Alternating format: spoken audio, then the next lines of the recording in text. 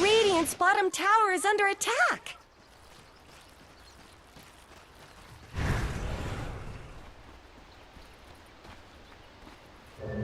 Here I am! Dire's bottom tower is under attack! Radiant's bottom tower's got problems! Dire's bottom tower has fallen.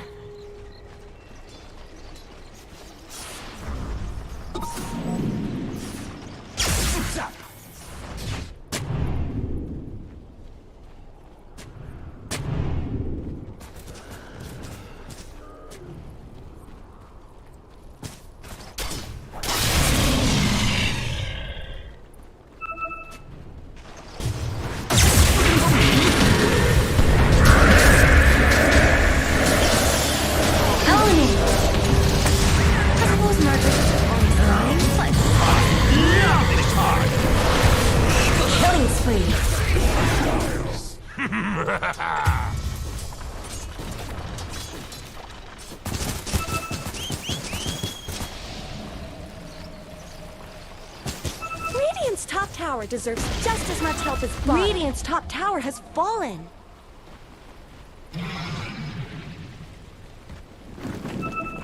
A golden thread. Radiant's top tower has looked better.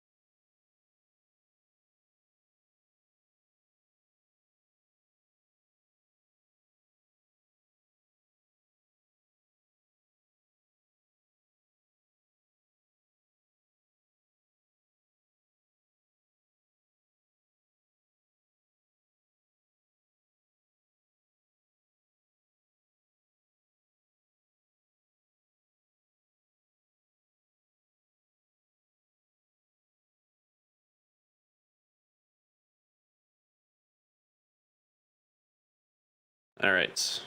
5 seconds remaining. Turn to ban. Transitioning in 3. Radiant team's turn to ban. God, my brain just died. And 1. Hey everybody, welcome back here to the CNDPC. My name is Cryptic, and I am here with Neff, and I am so excited. It's another fantastic night here of some great Dota. We had a pretty sick 3-game series before, but Neff, break it down. What do we got ahead for all of these lovely viewers?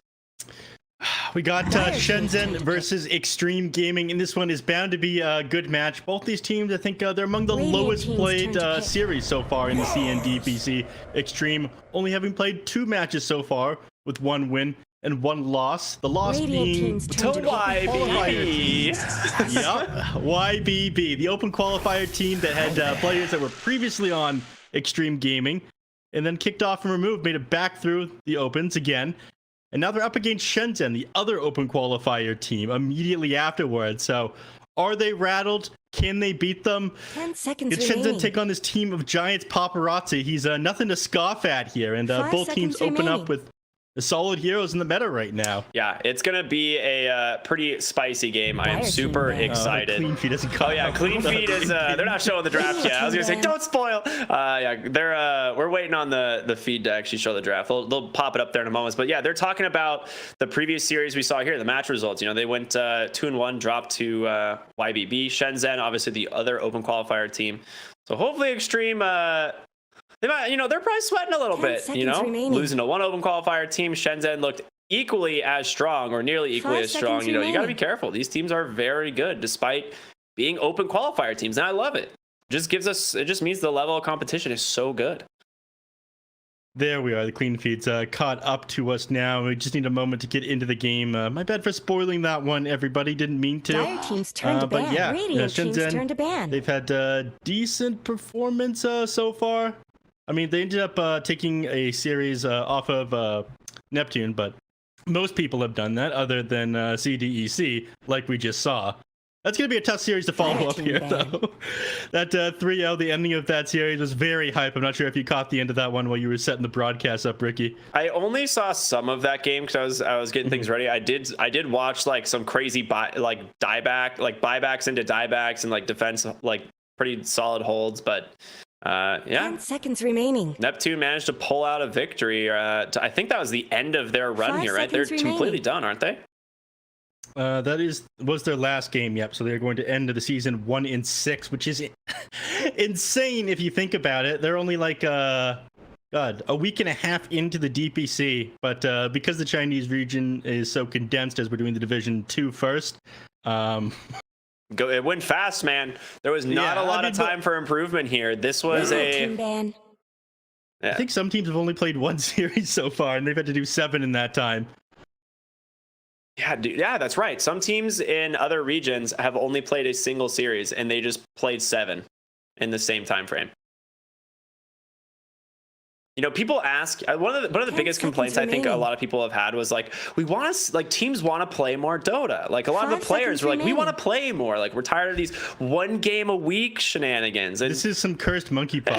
Yeah, this is the most cursed scenario of that, where you're like, yeah, you have like 10 days to play 7 series. Good luck. Yeah, but then you've got nothing for the next until the second season of the DPC if you're in season 2, or sorry, Division 2 especially. But I suppose, you can scrim, you can take some time to relax and watch these other teams, but where they're sitting right now, they're sitting at like guaranteed relegation. Yeah, nearly. Neptune Gaming. Or yeah, it might actually be, unless CDEC somehow forces like a... Wait, can CDEC even force a tiebreaker? I think they would both just end up at the bottom. It's hard to see. We'll work out the numbers later, but... every other team has 2 wins except for Xtreme, but Xtreme has only played 2 series. So yeah, it's gonna be real interesting to see how this all plays out. But yeah, definitely not looking good for Neptune right now. You know what is looking good though? The draft? Yeah, baby. I'm really liking Xtreme's draft. This Baden pickup is sick.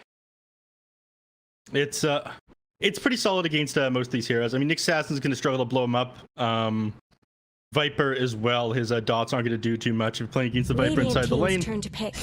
Excuse me. And you're simply going to be able to... Oh, that's a good one. You're simply going to be able to, you know, drop the Aphotic Shield into his Poison Stack, break the stacks that he's built up, and negate the majority of the damage after he wastes mana. Shadow Fiend. Yeah, that one is going to be... That's a spicy one right there. And we've seen more of this picked up. Dude. I'm not a fan of the hero. I feel like he is incredibly underwhelming in the competitive scene. Dude, you and me have such different takes on this hero because I was spamming the crap out of this hero months 10 ago. seconds I remaining. loved Radiant Safe Lane team's turn Shadow to Fiend, ban. and I'm hoping that this is what it is, because I think Safe Lane Shadow Fiend is incredibly strong. The thing that you have to be careful of, though, are heroes that can get on top of you. And they picked probably the best one in the game as far as getting on top of heroes go. They grab a Spectre on the side of ShenZhen. 10 seconds remaining.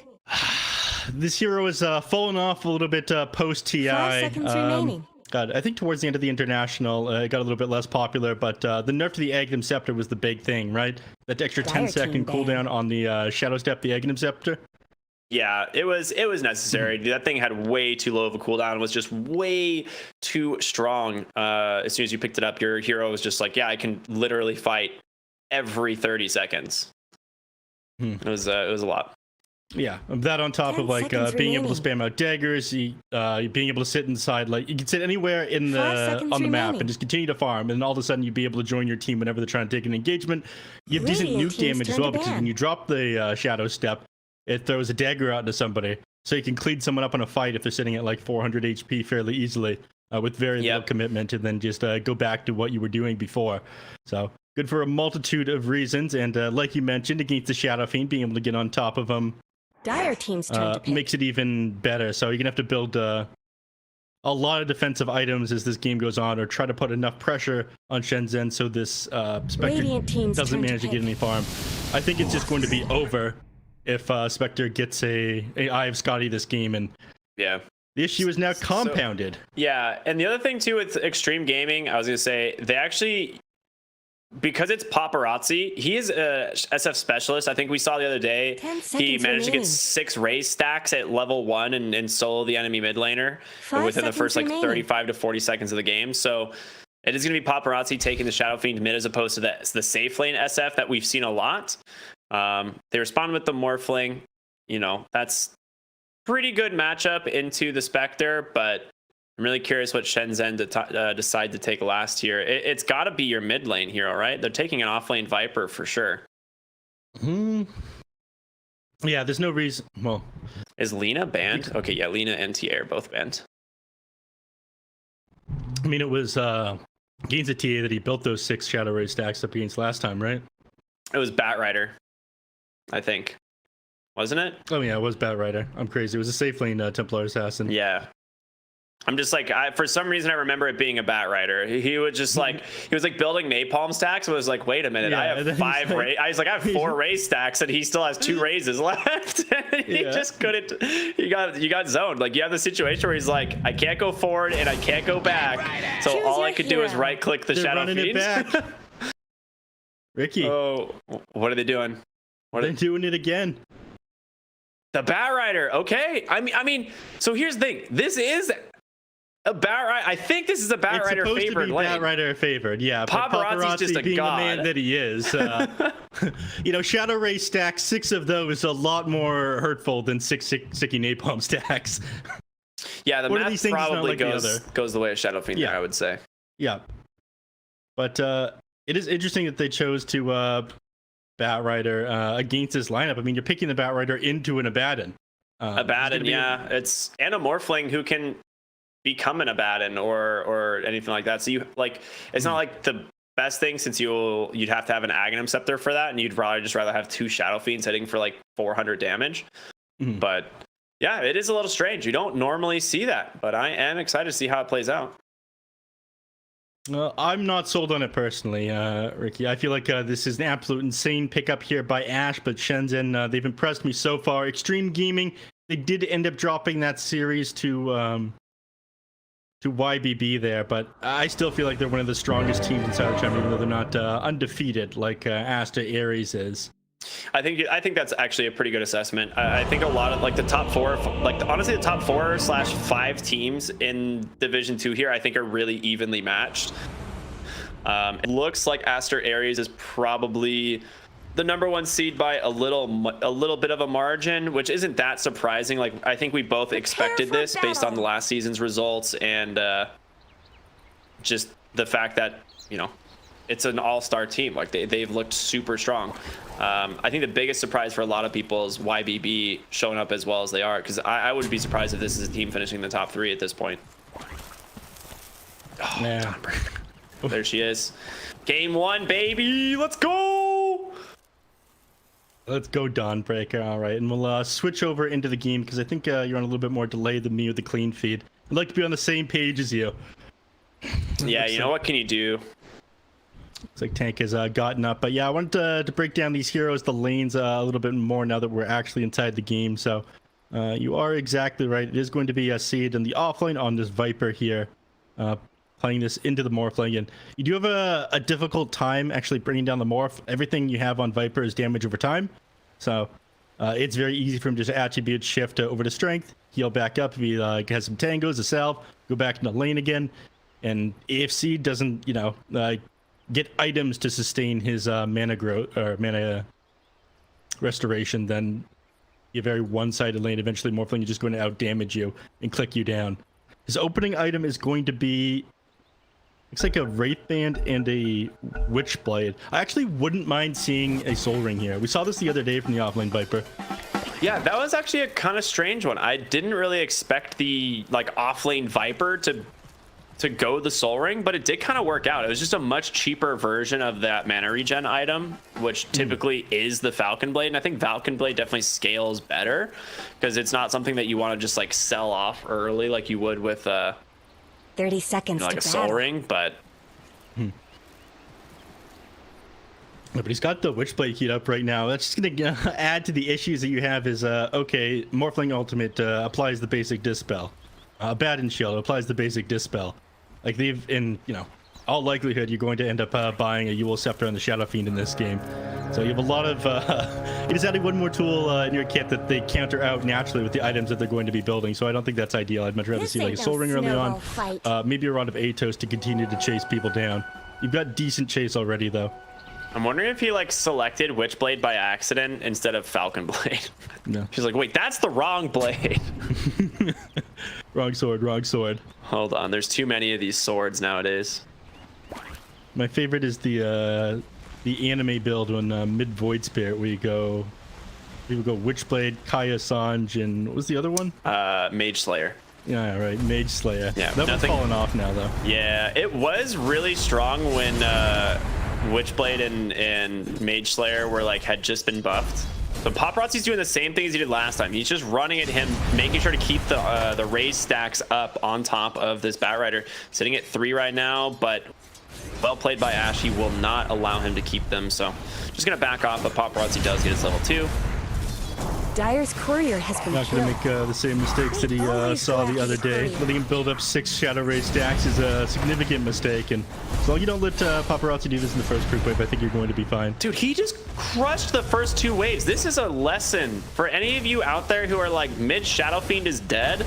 Watch the first 2 waves that Paparazzi just played, and then just do this. Like, this was so perfectly executed from a mid Shadow Fiend. That was so sick. God, he's crushing. He is 6 and 6. This is unbelievable. Ash is mind flayed right now. 1-0 on your Batrider up against Paparazzi. You've got 2 stacks just underneath your tower. Manages the aggro perfectly. Hey, he just comes to the lane with a stick, iron branches, and mangoes, and just raises every single creep in the lane as well as the hero. Like, this was so well done. Yeah, he's gonna get his bottle with perfect timing as well. It's gonna come out to him probably in the next 15 seconds. He'll be able to grab a water rune as soon as they spawn. So obviously at 2 minutes, it's not so easy for any of the supports on the side of ShenZhen to contest these water runes from Shadow Fiend. Then at 3 minutes, he'll go and he'll grab the bounty rune as well. And yeah, the pause comes out. I'd also like to note, normally, like, this is like the reason you would be doing so well is because you would have vision on the enemy high ground. He doesn't. He actually has no ward. So he's just like relying on like the creep providing vision usually on the high ground, or just walking up or guessing. So yeah, this guy's he's playing like such a bully as well. This is exactly how OpenAI plays. Yeah, right. Dude, Paparazzi's been studying, man. He's decided to, you know, come back with a vengeance, learn from the bots. 1,000 matches against OpenAI before I return to Dota, wins them all. This is what he learned on the Shadow Fiend, but he didn't win the last match that he played Shadow Fiend. It was up against the Batter, though. He did crush the lane, but not as hard as he's crushing now. We got the first blood last time, but I think this is like even worse. Yeah, because Ash is getting nothing. Like in the other game, he got first blood, but the wave like pushed into the tower, and you know, they still found Storm still managed to find some farm and recovery. And it was just like able to take jungle creeps and stuff as well. But right now, like Paparazzi's just getting every last hit and pretty much every deny. Forced to guessing himself out of Sal fairly early on the Bat Rider. Doesn't have a magic stick. Just sitting at max necromancy already. Yeah, he's only got 1 point in it, so it's only 11 bonus damage. Oh my goodness. Oh, bottom lane, Mars gets first blood. Okay. That's animal cruelty in my book. Just telekinesis, lift up, spear into the trees, and a God's Rebuke. Just ended up being a little bit too much for the Ogre Magi. Very tanky, but he was too far forward there for sure. So he ends up getting picked off. We're too busy mesmerized here by Paparazzi's performance in the mid lane that we don't care about things like Ogre Magi getting beat down. It's all right. The mainstream didn't catch it either, so Jerry doesn't have to feel too bad this time. We are the mainstream. Oh yeah, you're damn right. Yeah, I mean, this is we can talk about the other lanes. We'll come back to the absolute monstrosity that is Paparazzi mid in a little bit. But yeah, bottom lane, Rubik Mars. It's not as strong as like the Snapfire Mars combo because you just have so much magic or physical damage from that. But with this lane, you rely a lot more on the magic damage that you get from the Rubik, right? Yeah. You'll be able to nuke people down, and that's essentially what happened last time. Rubik is able to beat you from pretty far range. He's decent at trading with the enemy and you know, whittling them away, but he's not amazing at you know, ganking lane, setting up kills. Telekinesis, very short duration, disable. Cast range on it isn't great at level 1 either. Later. Man, Ogre is such an annoying hero, dude. Fire Ignite is wild. Yeah, way too much damage on that spell. At level 1 as well. The massive slow as well. He gets on top of you, beats you down with his club.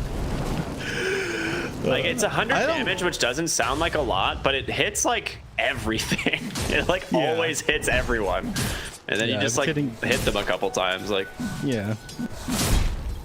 like on Crystal, like if playing against Crystal Maiden, she ends up throwing out the Frost Nova or the Crystal Nova onto people. It does a bunch of damage, but you just kind of stay separated from that. Ogre will just hit everybody, like you mentioned, as long as you're in vision of him. Yeah, it'll land. It's very annoying to deal with, but you know, Mars is dominating this lane. Unfortunately, Ogre Magi, whenever he tries to step forward onto the Rubik, you know, you can just auto attack him back, and if he goes too far forward, well, he got punished last time, and he's a little bit hesitant to play far forward again because of that. So, in fact, he's setting himself out some infused raindrops right now to deal with his Rubik. That's really smart. I know I said we were going to come back to this mid lane matchup, but I'm afraid, man. I'm really afraid. I just looked at the CS. Don't worry about it. He is just like my therapist says, if there's no solution to a problem, it's not a problem. It's just part of your life. And Paparazzi is just part of ShenZhen's life now. Oh my god. Look at that. Yeah, this is going to be a very scary Shadow Fiend. So, you know, you're going to have to address this problem at some point. At some point, it can't just be part of your life because it will overwhelm you. Yeah, but there's no solution to the problem, you see. The solution is friendship, Nev. Getting help, you know, asking for help, you know. Yeah, but you don't have support that's great at doing that. Like, maybe Ogre Magi rotates in, you can throw an Ignite and a Fire Blast. Well, unfortunately for you, you're playing it against Unbatten, who could simply TP in and drop an Aphotic Shield and take off the Sticky Napalm, take off the Lasso. Speaking of... Well, Paparazzi's just dead. After all of that, he just died, Nev. Sometimes you get a haste rune and you build up a bunch of napalm stacks and think you can go fight the rune, and turns out you can't. I mean, he felt so powerful compared to this Batrider. He had like a level and a half on him. No other rune other than that one would have allowed him to do what he just did. You never underestimate the power of sticky napalm. And the last time we saw this, actually, Paparazzi used Requiem at the rune so that the Batrider wouldn't be able to find the kill. So I'm surprised he didn't go for the Requiem play here, unless Batrider, he might have already been 6 before the kill. It's hard to say. He got impaled. Oh, is that what it was? Yeah, okay. Nixas was there with the assist.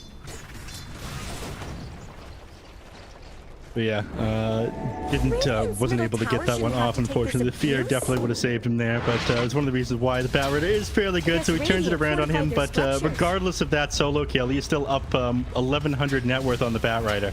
It helps, but it's not the game changer that you need just yet. Beating on Dyer's top tower. Yeah, unfortunately, Batten wasn't able to get over there either. If he had, then I think Paparazzi might have been able to stand his ground and click him back. But that happened. Haste comes at you fast. Yes, much like life. Bottom lane. Telekinesis into a Requiem. Paparazzi finds himself his first kill of the game. Yeah. As soon as he saw Batrider walking up towards him, he decided to pop the Requiem. That was the safest play. And then, of course, when you see him channeling it, Batrider just turns away.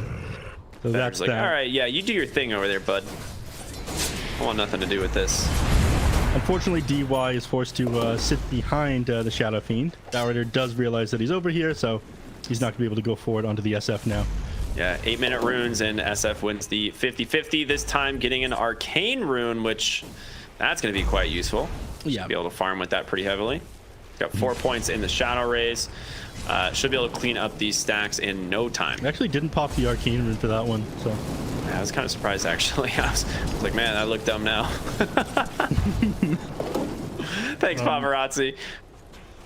Maybe he's saving it for the Ancient stack. Oh, Theory. Yeah, probably. Tank is going to move over to the Ancient stack just before the 9-minute mark. He's going to stack it one more time, and then Paparazzi's going to like 6 Shadow Raise it with his bottle. Dude, I hope you're right. That'd be a sick play. Tank? Well, too late. No, too late. Valve? I don't know what that's all about. We can look elsewhere, though. We haven't talked too much about the Mars, even though, well, we talked about him for a little bit, but I don't think we've given him justice this game. Talking about how farmed Paparazzi is, but 200 net worth behind him, also at the top of the chart, 800 ahead of the next highest hero in the game on Radiant, is a little bit down here. Dude, he bodied the Spectre here. Spectre left this lane a long time ago. Yeah. And Spectre's got a all right, that is very ambitious. A Radiance queued up as your first item in current year. When you need I saw that. I didn't want to bring too much attention to it, because I was like, he's definitely he's gotta, he's gonna be changing his he's gonna change that, right? Yeah. You're right, though. Shadow Fiend did pop that Arcane rune there for the Roche, Jesus, for the Ancient stack.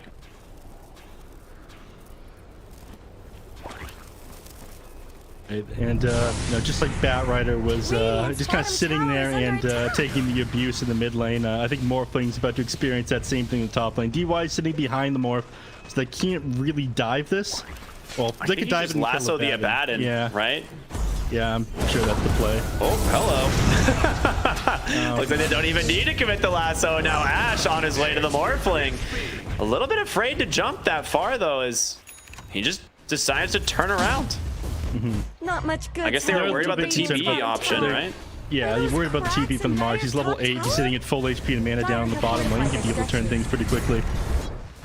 And you, like, the Morphling is the majority of your damage. Outside of that, I think the Viper is the majority of your damage. I think you'd be able to get away on the Morphling, though.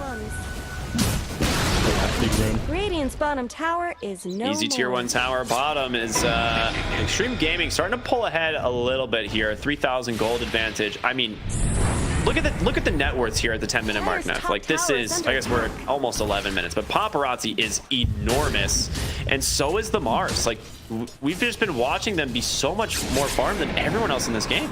Are those cracks in Dire's neither top here, like tower? Spectre couldn't lane against the Mars. He couldn't. Batrider couldn't lane against Paparazzi. Yes, he did find that recovery kill. Same thing didn't happen in the bottom lane, unfortunately. Dire's And top tower is under they're attack. just gonna run you over at this rate. I mean, it's not great that your Morphling struggling a little bit more right now, but if your mid and your off lane are able to find this kind of farm, like they're gonna be making this Morph space. He can probably get away with going. I was gonna say he can get away with going greedy items, but he didn't go for a Perseverance and probably a Lincoln Sphere pretty quickly. Oh, nice sentry. Scouts the Nyx Assassin on that Vendetta. Traps them inside the arena into a beautiful Requiem. Double kill.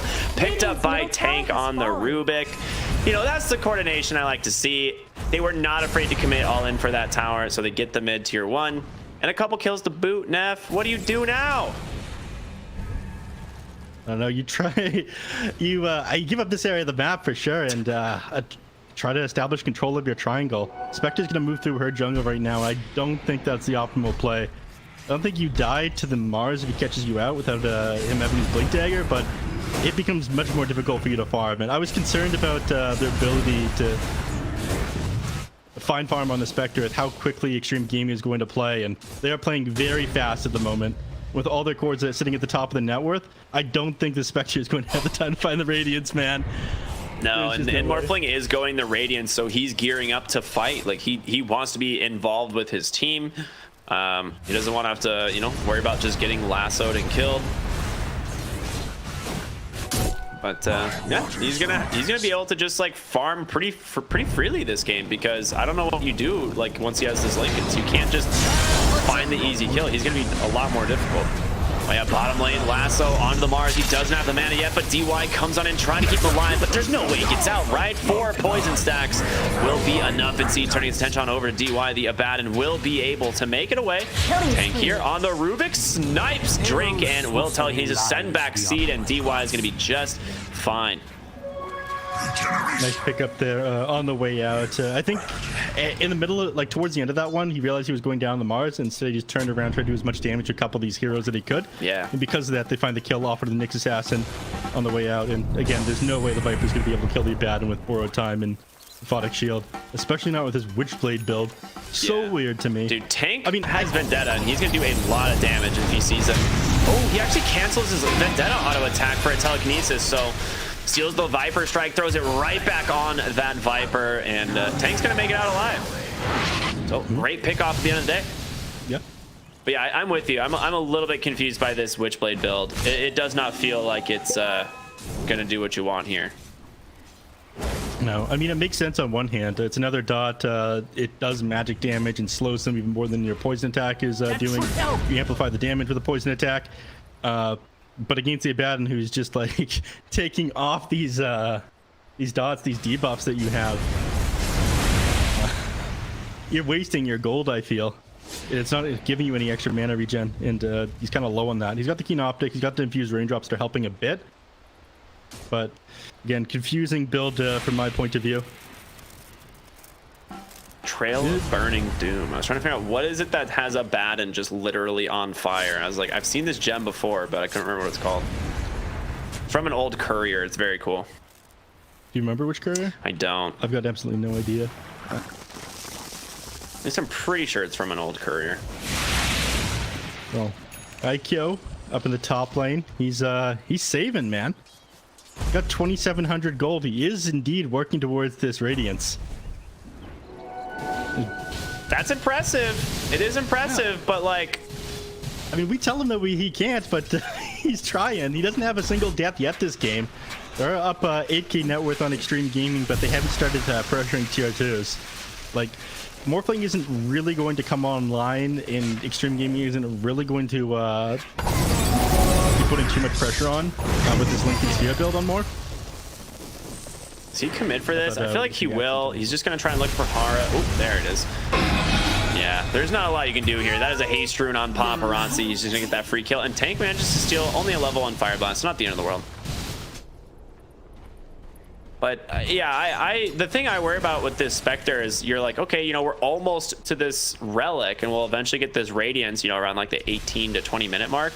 But by that point, you're going to be like, Lincoln's is already done on the Morphling, and you're on your way to a Manta. So I just like don't really know where the recovery is going to come from ShenZhen if it's not like the team fighting. So maybe it is you try and make some big plays happen around this Radiance, but you have BKB already done on Paparazzi, and Mars is now working on his, already has the hood completed as well. And it has to be a big play around like that immediate Radiance pickup, because, you know, when you don't have the low cooldown. The smoke, there it is, the arena plus the blink reveal. That Rider thought he was safe. Picked up there by the Morphling, and the tier 2 tower now under siege. They've got a catapult here to make this just that much easier. They can fort for the moment, but Dire structures are fortified. like, is Mars gonna bulwark it? But no, it's a lot of damage from a tier 2 tower. Yeah, he doesn't have a. Actually, he's got decent armor between Broom Handle and Soul Ring and Phase Boots. That's not bad. Radiant's bottom tower. There's the This tier doesn't 2. add up. Yeah, I was gonna say that definitely doesn't add up. 6 plus 5. I was like, he gets. I know I went to the NA School of Maths, but I don't think that's quite right. I'm seeing plus 8 just between the phase boots, so plus 10 is what it should be. So why is it showing half? It should be plus 10, right? You should have 16 armor. Yeah, I think it does this sometimes. Does it say that he's got 310 movement speed? Yeah, it Yeah, also that's says not right either. He's definitely moving faster than 310 right now. Well, Mars base is 310, isn't it? Yeah, that's not counting his boots. So this happens every so often. It's calculating the damage and movement speed properly. It's just not displaying it properly. Yeah. It's just a visual bug. I don't know if it's, I'd call it a bug. I think it's more of a feature from Yeah. like these indie games, you know, like it really does increase the skill curve, you know, where you have to run the calculations yourself. I think that's like a really important thing. We don't want to make the game too easy. Do you have what did you call it the other day? The number thingy? Abacus? You know, you said it was a number thingy. Thingy? You were looking for a number thingy, and I was like, you mean a calculator? And you're like, yeah. You just got to make sure to have one of those handy at all times. Yeah. No, you got a phone, don't you? Roach number 1. Easy take here for Xtreme. Little DD rune on Ava never hurt anybody. But further increase their gold lead. They'll grab this Aegis probably. I mean, I'm okay with it going to Paparazzi personally, because he's likely to be the one that's going to get lassoed.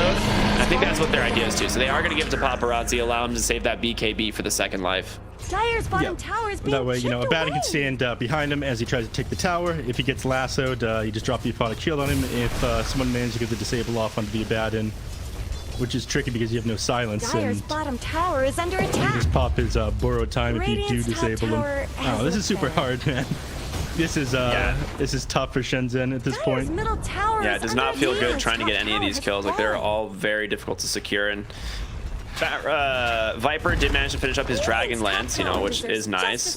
This is the one thing, like, that is a really solid item on this hero. I feel like if I'm Viper right now, if I just went for, I don't know, like Soul Ring or the Falcon Blade, I would just have a BKB now. Which is really important to have. Maybe not quite, but you'd be very close, right? You'd be about maybe 500 gold away. Always did get Is a short little shrift. suspect. When it Radiant's gives top you tower 6 is under armor, like attack. the Morphling gets on top of you. That is true. I do underestimate the armor component of Witchblade. That is a big deal, because Viper Dire's bottom tower is being chipped away. really does love being able to just tank up, and in this game, armor is incredibly valuable.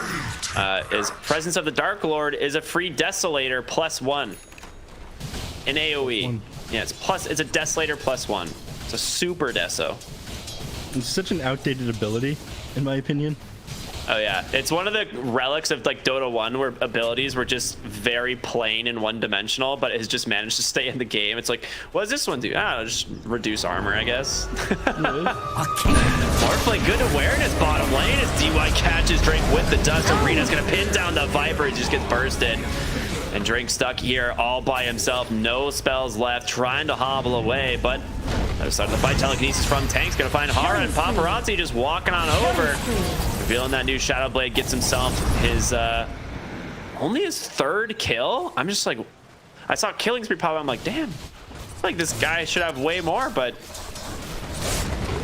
Not many kills have happened in this game. It's 4 to 11 so far. The SF has been able to farm pretty uncontested. You know, some of these heroes on the side of Xtreme Gaming, you know, they got the early towers to start putting pressure on people. Batrider didn't find any farm inside the laning phase outside of that single kill they got courtesy of the haste room, but outside of that, they control very little. So Batrider does have the bots BKB though, right? Which is a really big timing. Radiant's middle tower is under But attack. he still doesn't have the damage in order to fight into these heroes. I think, like, maybe if they find the perfect pickoff onto someone, they can find the jump with Batrider and Radiant Haunt. structures have been snow But fortified. not with his Aegis still active, and not with all 5 heroes on Xtreme grouped up. You've got Radiance, right? I mean, this is the timing, Gotta get the quote supports unquote, that first. you're looking for. But yeah, you're right. I don't know how you go for the lasso here on Paparazzi. They're doing a good job at stacking up a lot of damage here. Oh my god. Okay, I mean that is a ton of magic damage. The Grove Bow doing a lot of work on the Viper right now, and they're trying to keep him off the tower, but he's gonna do it in a huge arena. Big blink in from the Mars. Requiem gonna be able to spear them all right into the walls, bumping their heads against the wall. They just get wrecked. Oh no. You saw the opportunity there on the Mars, and it was that easy. Too many heroes grouped up too close, and they're punished for that one. Spectre did hold the Haunt for that one, so they could look to turn things around, but with only, I think they got 4 heroes now. I mean, how do you lasso anyone? You've got Morphling with Lincolns, Paparazzi has an Aegis, DY sitting behind them with a Photic Radiant's Shield. middle Like, tower has fallen. And you have to walk at them forward as well. You Yeah. don't have Link Dagger completed yet. We're 22 minutes in, and the Batrider doesn't have jump. You walk towards them. That is going to give DY plenty of time to get on top of whatever target you're running at and get the Aphotic Shield off as soon as you land that lasso. So there's no way that's happening. With the tier 3s, just like that. I just keep thinking about the Requiem. It's so I love like fear mechanics into Arena because they just are like bonk, bonk, bonk. Just keep walking back and forth into the wall. It's just so funny. The stop like hitting yourself scenario. Yeah, it's the good old stop hitting yourself meme for sure. Seed here taking a lot of damage from Paparazzi, but does deal a good amount back with Viper Strike, and again, DY just gonna purge that bad boy off. Has 30 seconds left on the Aegis. Question of will they want to use it or just use it as regen at this point? And it's starting to look like it's just gonna be regen. Yeah. Paparazzi, it's his time to get back. He doesn't want to get caught out at half HP as soon as his Aegis expires, and he gains a Nixus Acid, and it is a little bit scary. So yeah, he backs off as the Aegis expires, right? Come on, Paparazzi, please. Yeah, my guess is yeah. He's got Silver Edge as well, so this is a huge power spike. We just saw him use that on the Viper a moment ago, and the crit damage you get from this is wild. Yeah. I'm curious if he goes like I have Scotty here at this point, or if he wants more damage, because I've seen some Shadow Fiends back for the Eye of Scotty at this point once you have like a couple big damage, or like some items plus the Silver Edge, but you can also just go Butterfly. I think the Eye of Scotty isn't too bad because he's taking a lot of damage as he tries to chip away at these towers. So Yeah. a little bit more bulks for him to like stand forward and allow Baden to heal him up. And it allows him to kite out the Spectre a little bit too. One of the things that you know, struggle with is these heroes that get on top of you, but if you can just attack from range with Scotty, actually work out pretty well. Smoke up here from Xtreme, looking to go in. They do have the Vision Spear off the mark, but they managed to catch the Ogre Magi, and there it is. Just a couple of auto attacks is all that's necessary. So no buyback on the Ogre now, as Xtreme push their lead to 4-14. Only 6 more kills. Bless RNG. Let's You hope get it, so. the funny number. The You get it. funny haha. Are those cracks in Dire's top Yeah, there's one thing I tower? love is Dota, but I also love memes, and oh my god. All right, Ash is gone. Didn't even get an opportunity to pop that BKB, just telekinesis into his spear. Great coordination there from Xtreme. And from one lane of barracks to the next. Xtreme here making a statement in this game one. Radiant's top tower has fallen. Paparazzi's Radiant's top barracks have waiting been to thrown go over. once again. Have we seen Haunt use this game? No, they have not used the Haunt. I mean, they never had an opportunity. Like every time They someone's dead. They haven't pressed that button in 25 minutes. Sure. They haven't, have they? No, definitely. There's not been a single Haunt. Because I could have sworn they haven't, but it might be one of the moments where I'm misremembering something. Definitely not. I have not seen it used once. Yeah, I guess they're worried about expending this, you know, Xtreme Gaming. If they use Haunt, then they're able to be, you know, kind of reckless with their positioning on Xtreme Gaming. So keeping that tool in their arsenal, but unfortunately. I think part of it is that, but the other part of it is it means like Spectre can't be off on the side of the map anymore, right? If Spectre presses Haunt, she has to sit in the base with the team. Speaking of her team, making a fight here, they managed to take down Ash Seed. Next one that might be in trouble here, trying to chase after him. He's forced to BKB as Paparazzi is just doing way too much damage on this Shadow Fiend. And there's your Aya Scott. He picked up on Morphling instead.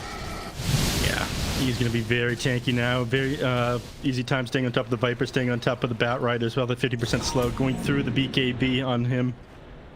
And I think this is the beginning of the end. As soon as this next Roche comes up, Xtreme Gaming, I think they're going to look to close out this game. Oh, they don't even want to wait. Same combo, telekinesis into the spear. They get the Viper. They're just melting everyone. Shadow Fiend here with the Silver Edge just walks right up to the next tower. Tier 3 exposed. They're doing this without their Morphling. He's just not here yet. He's busy clearing out the wave. And once he gets to this tower, it's going to fall just that much faster. I mean, if there's any time you're going to use Haunt, Neff, it's got to be soon, right? Once he goes in, big Lincoln stun. They have the Morphling.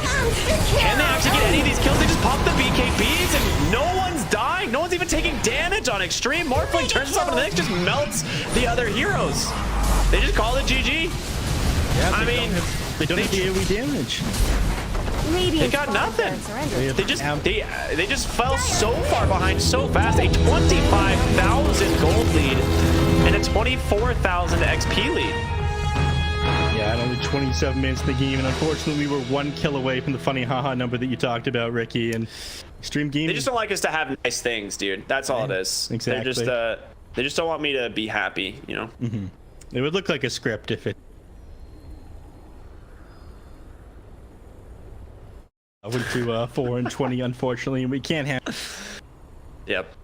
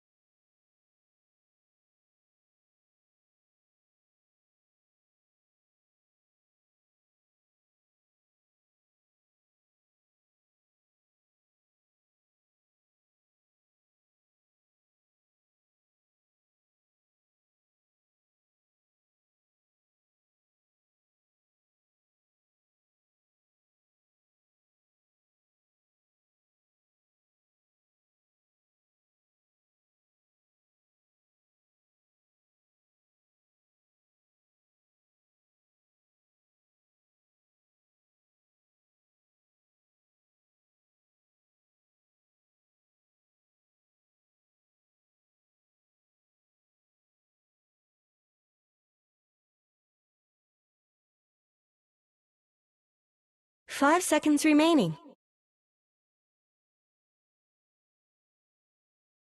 Dire Team's turn to ban. Radiant Team ban. Ready to just run it back, or do you want to give it a moment? We can run it back. All right. Dire Team ban. Crap. Yeah, we're just going. It was like a 5-minute break.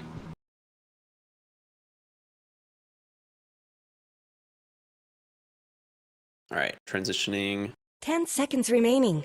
3. 5 seconds remaining. Hey everybody, welcome back. Hope you enjoyed that really short break as we're going into game number 2. We didn't lie. ShenZhen here versus Xtreme Gaming. My name is Art Cryptic, of course, here with the legend himself, Mr. Neff. How you doing, brother? I'm doing great, and you didn't feel like Mars the MVP in that last game, Ava, but unfortunately ShenZhen did, because they don't respect ban the Shadow Fiend. Instead, they ban out the Mars. One of the stronger heroes at the moment. I feel like he's super solid in most offlane situations, but with that one taken out, Xtreme Gaming are gonna have to do something a little bit different. I'm not sure if they run back the mid SF again, but you were just going absolutely crazy about it during the break. Yeah, so we were talking about this. Like, the way Shadow Fiend works is like, he is historically one of the best pub stomp heroes in the game. Like, if there's like certain mid heroes where like you just think about them as like people who are really skilled in the mid lane, pick Shadow Fiend's always been one of them. And Paparazzi is an incredibly good mid laner, one of the best in the world, clearly, as we know. And I think he just remembers. He's like, I'm going back to my roots, man. I'm going to play Shadow Fiend. I'm just going to dominate my lane and carry from there. And you have to think about that, right? You have to consider it going into this game. And obviously not something, I don't think it's something you can first pick though, right? That would be a bit too much. I think that would be, you kind of grief yourself a little bit. 10 seconds remaining. Much easier to, just pick stun heroes, run it, 5 seconds remaining. get on top of them with a couple others. Radiant Team's turn to ban. And you have a much easier time matching up against them in the mid lane. We'll see what they do this time, but they open with 2 supports. At least I'm pretty sure these are 2 supports. Every so often, every so often. Shaker, dude? Yeah, you see mid lane Shaker, you see off lane Shaker, but it is a little bit... All right, he just hung up the call. I do like the anime profile pictures, by the way. Unlucky. We lost 10 him. seconds remaining. Yeah, profile photo's great, though. Do you know what it's from, Neff? Mr. Master of Anime? 5 seconds remaining. Oh, nice. At least I'm pretty sure I do, but I don't want to guess wrong on... yeah. Radiant You don't want to Team look ban. dumb in front of all these expert anime viewers. Yeah, on live broadcast. I didn't get a good look at it for long enough. It's already gone. Anyhow, let's talk heroes instead of anime, Ricky, as much as I would love to. Totally fine. It's a Dota broadcast.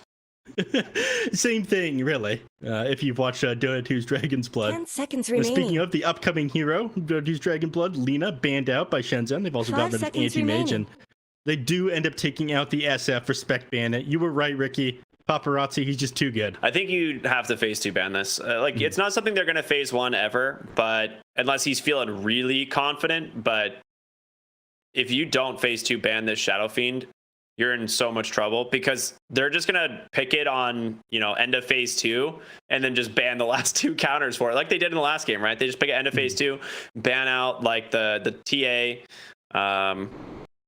and I think and the Queen of Pain. Yeah, the TA Queen of Pain. Those are like the only other heroes outside of like Lina that really dominate him from the mid lane. I guess kind of OD, but you can deal with it. Yeah. OD's been banned out. Yeah. So it's not something they would have had to worry about, which is surprising. I don't think he's like first ban material, but he's gotten a little bit more popular recently. Give me that. Alongside 10 seconds that left. Meteor Decided? Hammer. Yeah. Doom picked Doom. up now. It's a great pick into the Medusa. It is a boring hero, but it is still fun to play. For some reason, Doom is just a fun hero for me. Maybe because the voice actor is so good. Maybe because I love, Doom Eternal. I don't know. And every time I play this hero, I just feel heavy metal coursing through my veins. It's one or the other. And his signature ability, 10 Doom, seconds which is remaining. my ability, is that it stops you from playing the game. That's good 5 stuff right seconds there. Excellent remaining. hero design. I love that. That OD does it as well. I'm not a fan of that. Astral Imprisonment, you're not playing the game for 4 seconds. So you're saying this when there's Bane in the game, one of the worst afflictors of this problem, removing other people from the game? No. I suppose Bane is just as disgusting. But yeah, they got Bane and Doom on the same team. They've got decent AoE from Earthshaker as well. What they're going to need is more burst damage on their side. Right now, they don't have a lot of that, so they're going to need a big right-click carry coming out inside the safe lane. Morphling. What do you think of the DP Tusk here? So Death Prophet we've seen ran sometimes in the off lane. Tusk sometimes in the off lane, but I think with the 4 position Weaver, are we seeing 10 seconds is remaining. this like an off lane Tusk, a mid Death Prophet? Is this a 5 position Tusk? Like what is going on 5 here? seconds remaining. There's a lot of flexibility, I guess, in these 3, Radiant right? team's turn to ban. Yeah, I mean, we've Dire seen team position ban. 3 Tusk before. We've seen position 3 Death Prophet. The Medusa usually played in position 1. I imagine it's going to be paused for Tusk, though, which, you know, Over makes position sense. 5 Tusk? Because you have 4 Weaver. Like Weaver has to go the 10 seconds remaining. oh my god, earn into Vessel. My brain just stopped. I like 5 saw the seconds Quap ban remaining. and then my brain was like, nice, Queen of Pain. And then just it deleted everything else in my brain. So you thinking it's got to be a position 4 Weaver because he needs to pick up the Spirit Vessel against the Morphling? I think this is an off lane Death Prophet. I honestly do. I think they're gonna run off lane DP here. At least that's what they're anticipating on Xtreme because they respond with the Morphling, which is a decent matchup because you can play further back in the lane. Mm-hmm. But yeah, we'll see. With the Queen of Pain ban, though, it's hard to say because Queen of Pain is considered historically one of the better picks into Death Prophet, but it's really weird because she technically wins the lane but has a negative win rate against Death Prophet, so it's kind of bizarre. I'm not crazy about that one. You have difficult time getting on top of her and trade with the dagger. She's able to silence you out when you jump in. Like, as long as you count when she blinks in, you just, Dire team's wait X turn to seconds, pick. drop it just as it comes off a cooldown. A lot of the time, kill her. Yeah, people just like playing the Queen of Pain in the lane because they think it's like a solid lane, but I honestly, I don't agree. I think Queen of Pain actually loses that lane majority of the time. They're going to ban the Bat Rider.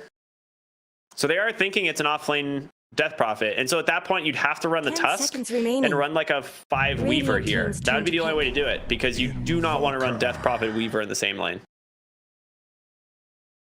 Death Prophet and Weaver would actually you've got decent rundown potential as long as you don't let the enemies play too close to their tower with that lane. And with the hijinks, Weaver can pull a lot of the time with pulling 10 back the creep seconds remaining. wave, contesting the enemy support whenever they're trying to do anything. It can turn 5 out seconds decent, remaining. but I don't know how far behind you are. It's made things a little bit confusing for me, Ricky, but we got Invoker, baby. Invoker now. Let's go. I'm excited. Okay, so I was right. It is going to definitely be the offlane Death Prophet. I think that's probably the best lane for this hero right now, honestly. Now, you don't know that for sure. I mean, we've seen support invokers before, Ricky.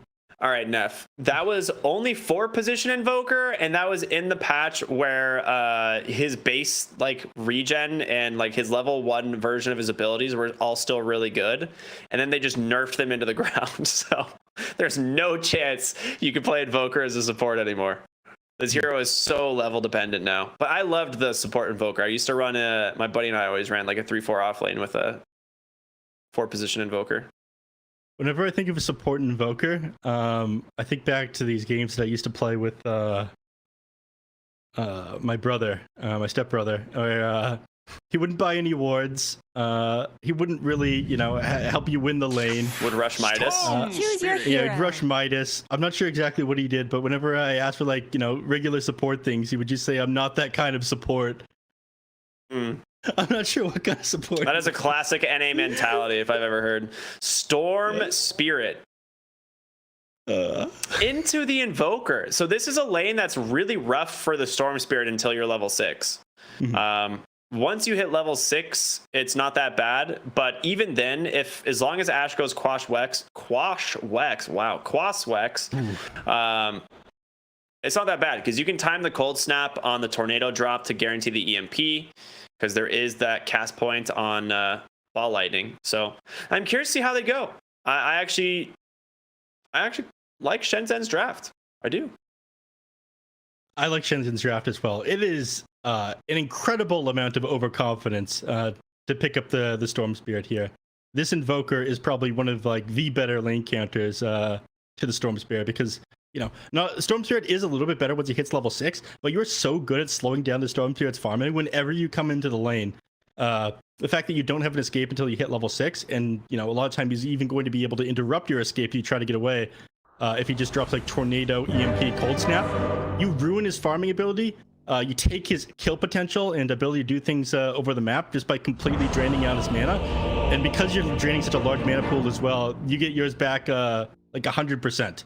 Yeah, once you have level 4 on the Invoker here, this lane is really easy. You do struggle the first the first wave technically, because he's just gonna go Lightning Remnant and just kill the whole lane and push it under your tower, and he has about 7 to 8 more damage than you, I think, at the beginning of the game.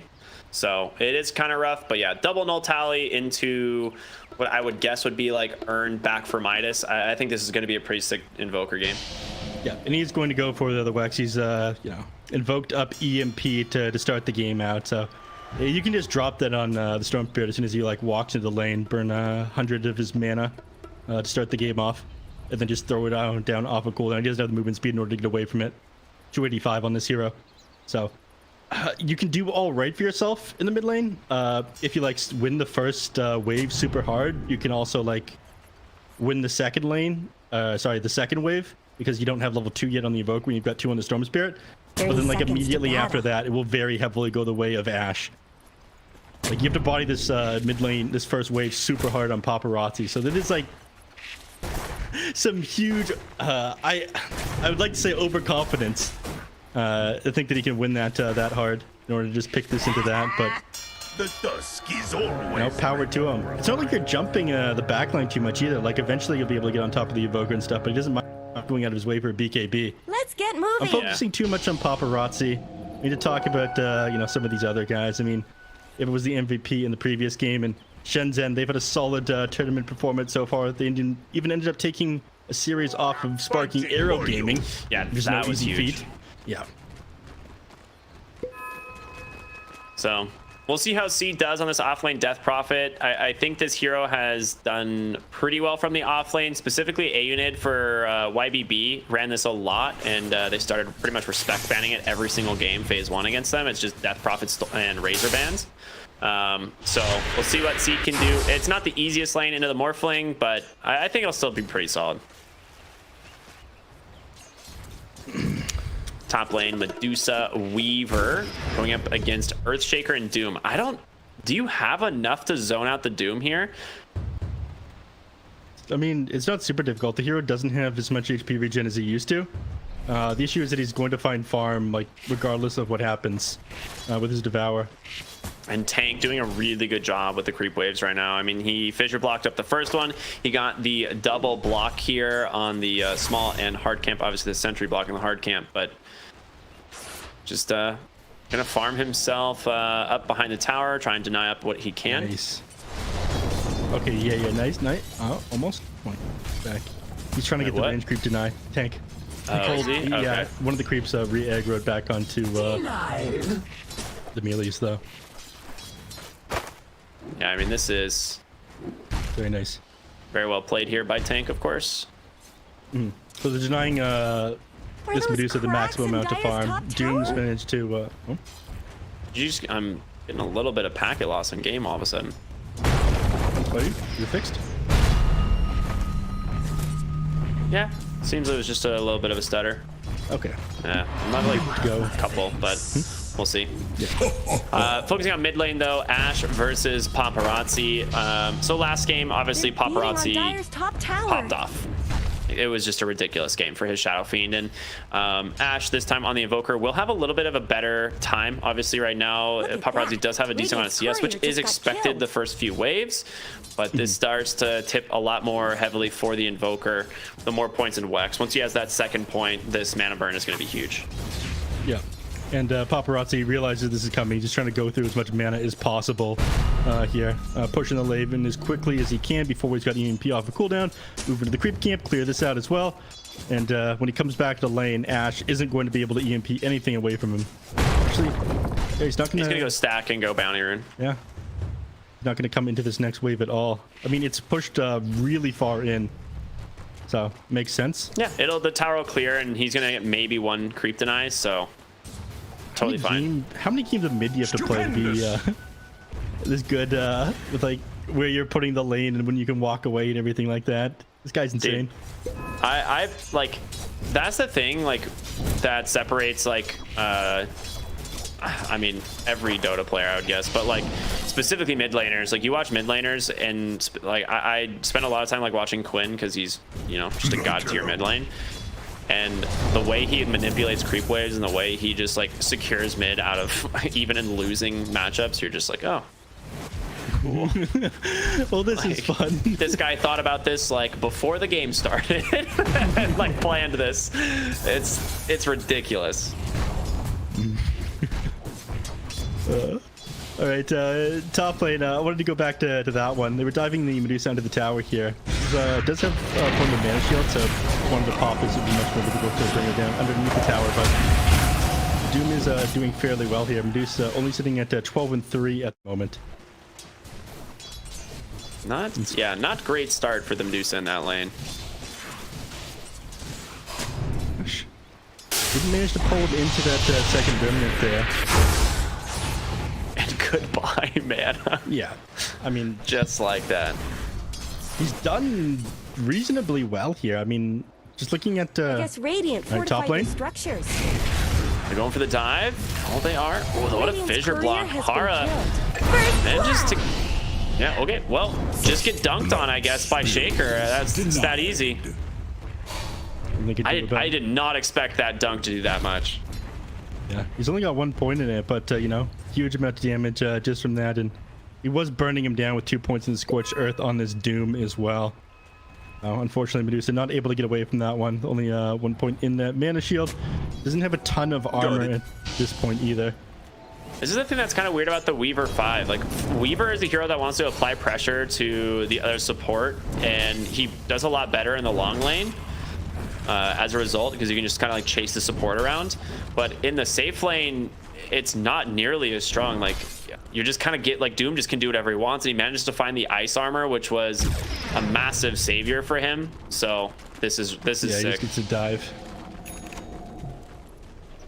He's about to send his boots as well. Nightmare onto the Tusk. Fissure to come through. The chain stuns are there. Man, I'm getting a little bit of packet loss again, but we'll see if they can actually get on out. Waveform on forward. Drink falling low. Needs one more attack. Tank will find it. DY falls in the process. Well, 1-for-1 exchange happens there. They lose the Bane, they lose the Tusk, but this Morphling going to be sitting pretty low at this point. He's got to sit all the way back. Go back to full agility, pop his wand, then come back in the lane again. Meanwhile, in the mid lane, Storm has hit his level 6 now. Alright, they're gonna try to go for a kill on the Storm, but there's no way they find this.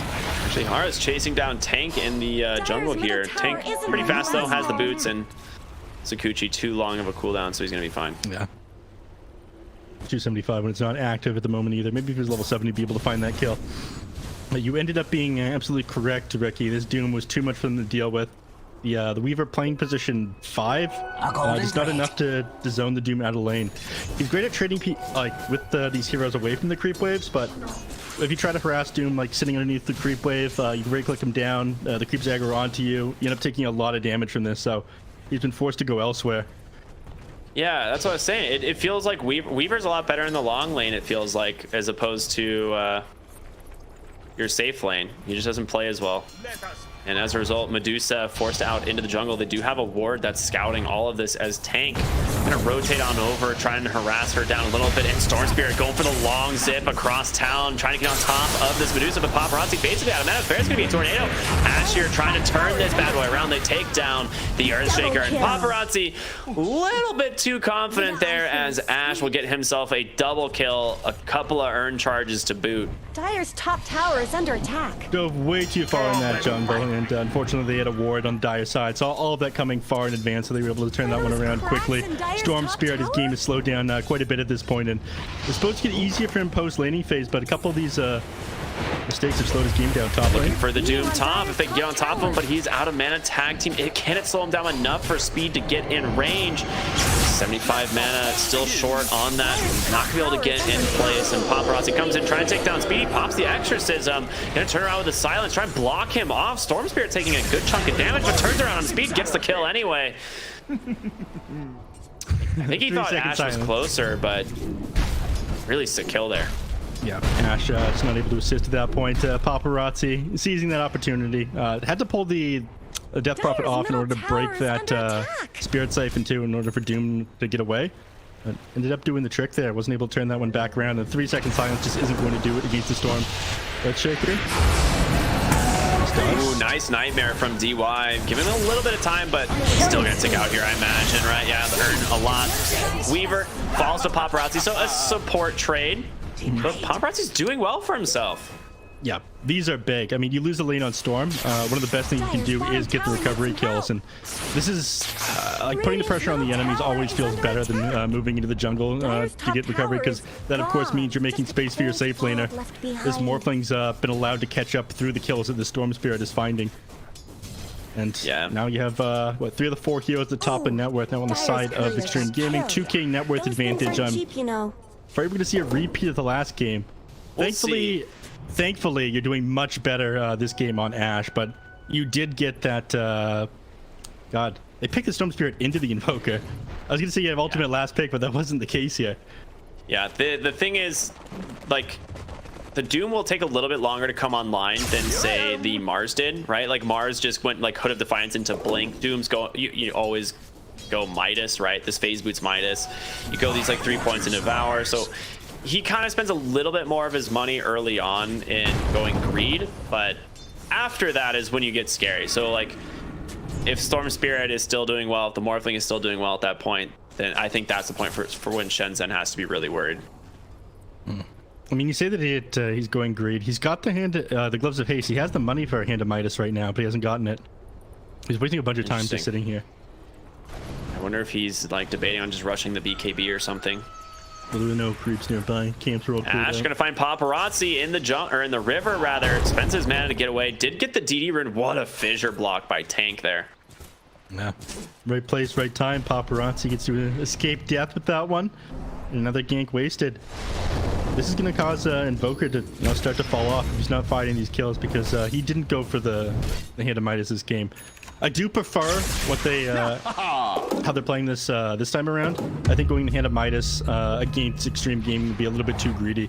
You want to try to play this faster, yeah, especially given the supports that you have on your side. Exorcism coming bottom, definitely telegraphed as they sought under a ward, so they will TP mid.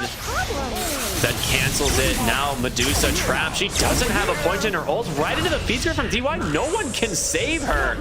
She just dies so fast, and now Hara getting chased down, gonna go down underneath this tier 2 as Xtreme Gaming claimed 2 big kills, and now potentially the mid tower. They're gonna rotate over here on the remaining heroes of ShenZhen, but it might be too late.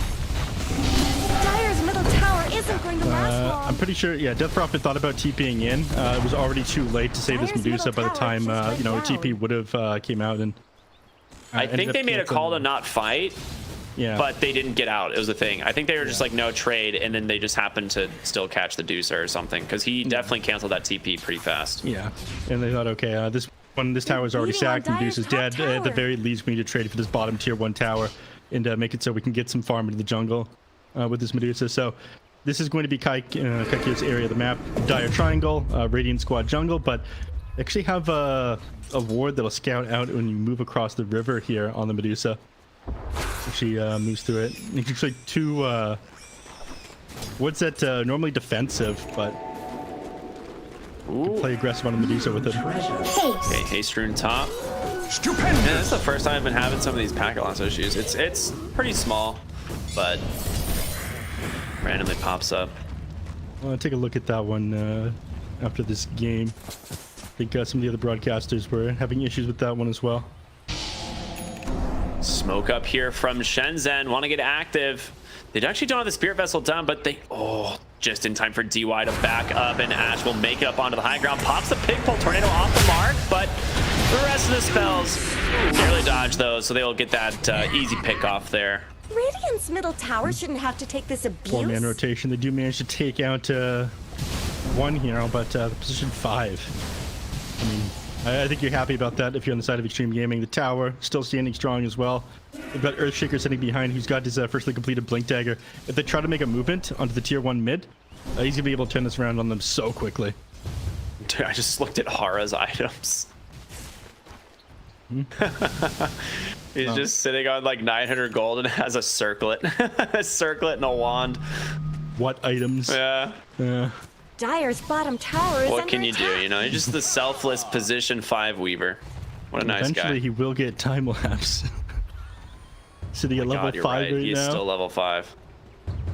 He's not contributing too much. You were concerned about this, weren't you? That's the thing. I just position 5 weaver is a lot weaker than position 4 weaver. He doesn't get like the free lane a lot of times, right? Like a lot of times your 4 position goes and soaks a lane somewhere. But that just wasn't the case this game. God, he moves around like he's quick when he's got Sakuchi, but it's still got an 8-second cooldown because he's level 5. He See, doesn't have top boots. lane. Oh, Tumbler Toy gives him the distance. All Very right. nice. Sick usage there from Seed. Man tumbles. He's not toying around this game, you can say. Mid lane, Drink. We're just going to gloss right over that one. Big tornado to zone them off. They're forced to back off for a moment there. They are starting to play a little bit more aggressive here on the side of Xtreme. You want to be able to limit. Eventually, you're going to want to try to invade this triangle, but it is difficult fighting into them when they hold the high ground here. Like, Tornado EMP comes out off onto you. You're not able to get off any of your spells on the Earthshaker, then I think you lose the team fight. So Radiant's bottom they're still tower is very under attack. capable of misplaying and losing their footing in this game. I mean, despite ShenZhen looking so strong to start out this game, like I just looked at net worth. It's a 6,000 advantage for Xtreme. Like I just kind of forgot that there's just a Doom and a Morphling just farming really fast. I mean, they control so much more of the map right now. Medusa is reduced to farming the triangle and like the small and hard camp on the opposite side of the map. Everything else, like, they're playing way too far forward on Xtreme Gaming, so she can keep up, but they're not going to keep up with his Doom, his Hand of Midas. Not going to keep up with the Morphling, who's just going crazy. No need to go for the Lincoln Sphere this game. He's just gone straight into Yasha after his Mask of Death and is hitting almost full agility. That's really all he needs, right? He just needs to be able to get out of the silence from the Death Prophet or like the Spirit Vessel that's coming out from the Invoker inevitably. So I think he actually has it done now. Yeah, we did see that. So Invoker does have that Spirit Vessel. He is going back for the Midas now, which is typically what you see. I mean, here's the issue with that. He's got the Spirit Vessel completed, but Morphling's now 500 gold away from taking off his Manta Style, which he's going to use to dispel the Spirit Vessel at that point. Yes, that is. Yeah. Yep. Yeah, so he's not going to have the opportunity to actually use it, I don't believe. I mean, he'll still be able to use it on, say, like Tank or Ava, because Ava still doesn't have the BKB yet. Bane is surprising. What is Bane's strength gain? 2.5. Oh, he's just 2.5 in all. I forgot about that. You didn't know. It's like the funny haha with Bane. I know. I forgot. I maybe have like 20 games on Bane in my entire life. Well, he is, you know, a snoozer. Yeah. Radiant's bottom tower's He's got more of a problems. nightmare than a snoozer, but That's true. Nice one, man. All right. well, speaking of nightmares, walking into Xtreme Gaming, not a very good time. Medusa will be able to get rid of that enfeeble. Sick fissure block. Seed has no way into the fight. Drink, though, able to pop the Bane. Paparazzi out of mana. Shards well placed, holding Paparazzi down and unable to make it over. He's going to just crumble. 3 for 1 for ShenZhen, and might be for Ava. No, he's able to make it out in time. This Storm Spirit ended up losing all his mana, going too far forward. I thought that was such an amazing start to the team fight. That Fissure block on the Seed was amazing, and they were primed to go, but too separated there. The Earthshaker wasn't able to get his Echo Slam off, and everything fell apart. Morphling not part of that team fight, so they weren't doing a ton of damage once the Storm was completely out of mana. And Doom just opted to escape. It looked so good to start, man. It looked so good. Yeah, I mean, it did.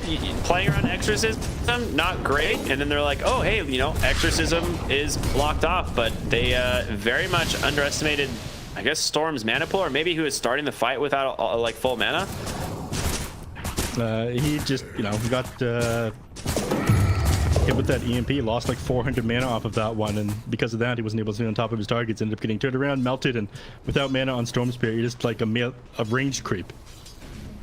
Is what happened there. I was watching the backside of Kaikyo chasing down the Spirits. I don't see exactly how that happened. Just death recaps, but we're looking here for paparazzi. There's the tornado. Oh, the echo from Tank, though. Turning this one around. Orc is going to come back out on to this Invoker. The question is, can they actually finish him off? They've got the dust. And that is what you call a jabate. Yeah. I think you're going to get a nice, juicy Storm kill, but all you get is an echo salad. I love you. Oh, yeah. That is pretty much what you get, yeah.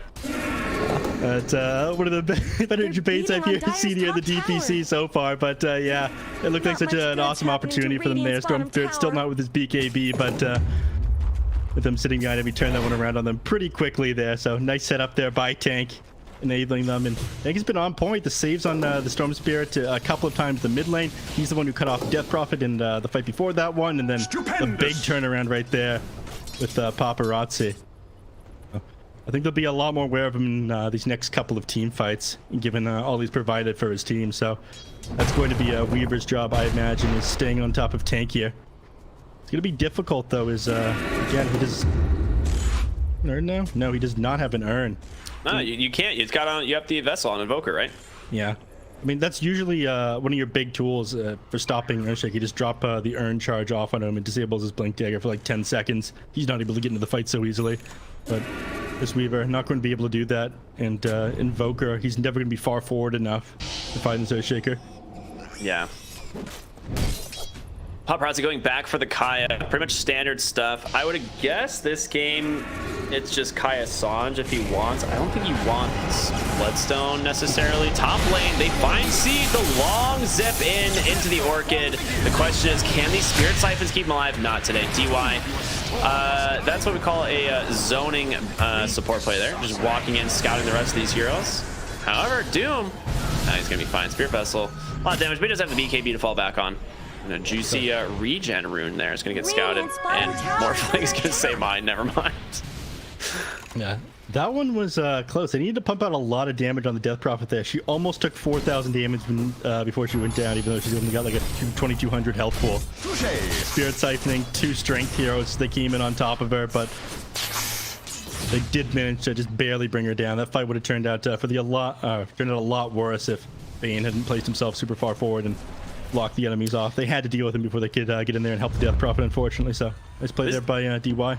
This is definitely when you queue up the Shivas on Doom, right? You have that AoE heal reduction aura, which is incredibly important, but also the catch that it offers. I think like Shivas has got to be his next item here. They're going, they find the Medusa with an echo from Tank. The Doom comes out, even a Fiend's Grip. Okay, guys, calm down. It's a little much. Now, need to disengage here before they all die to this Z Death Prophet. Try to chase down Ava, but it's going to be the Morphling that falls instead. An even bigger kill. End up trading 1-for-1. Tank with a nice vision to block them off. Yeah. Morphling trying to stick around to save the Doom there. I think Waveform not off a cooldown. Switched to full... tried to switch as much as he could over to strength and get the stun off from the Death Prop to stop him running down the Doom, but does end up melting because of that one. Big kill there. 476 gold onto that Morph, and this gives Medusa, well, this gives Medusa eventually more time to catch up when she does get back up again. He's getting close to that Eye of Scotty, though. Yeah, I mean, we've seen what Medusas can do in the late game in recent matches, right? Like, even up against the Doom, we've seen her just stand her ground and completely turn this. But you also have a Death Prophet to fall back on in these fights, which is a big deal. Like, the amount of damage Death Prophet does when that Exorcism is active cannot really be understated.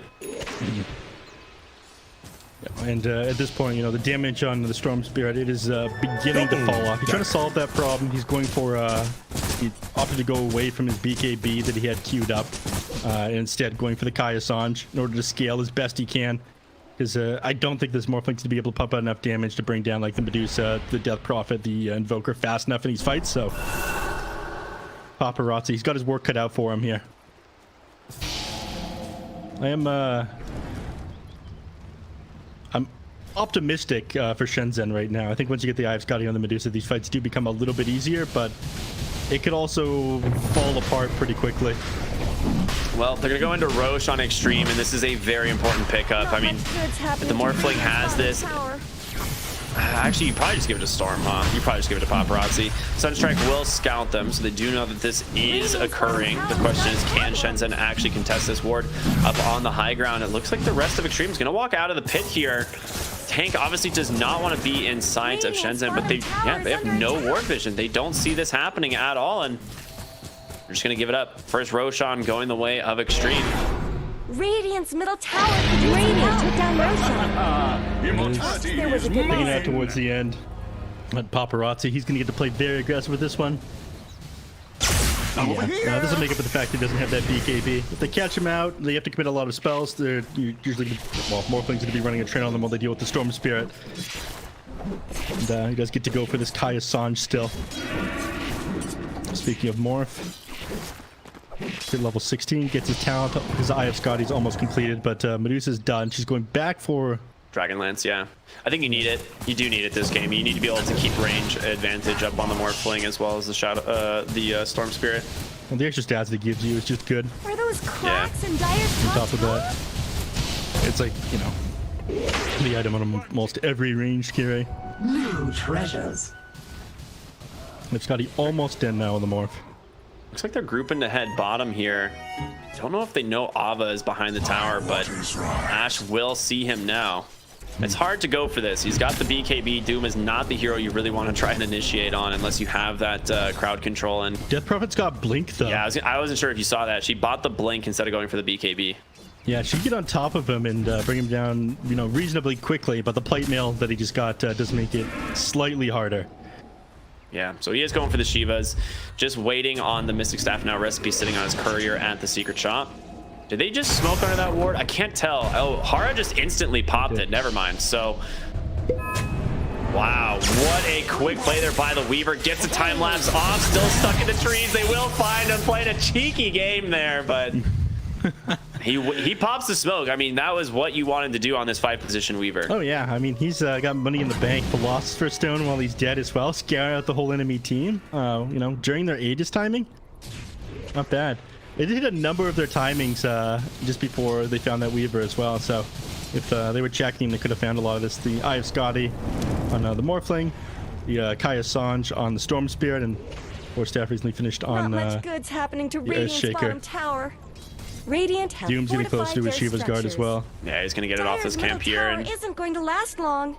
this is where the Doom is gonna be a lot stronger against this Death Prophet. I mean, I'm sure he's gonna buy it soon, right? Yeah. Oh, it's 2,800. I forgot they increased it. Yeah, they're all 2,800 now. Yeah. Those plus 25 stat items. Didn't a Reaver used to be 3,200 at one Radiant's point or bottom something? tower's got problems. Yeah, A long time ago. That was so weird. those were the days. Dire's top Sag, tower is under strength attack. boy noises. Radiant's bottom tower's got there. problems. All right. Radiant's Bottom lane tier 2 is going to go down to C. They'll take the outpost. The question is, do they want to... Oh, I was going to say, do they want to defend top, but Morphling's already killed the tower. So, that answers that one. Yeah, very no.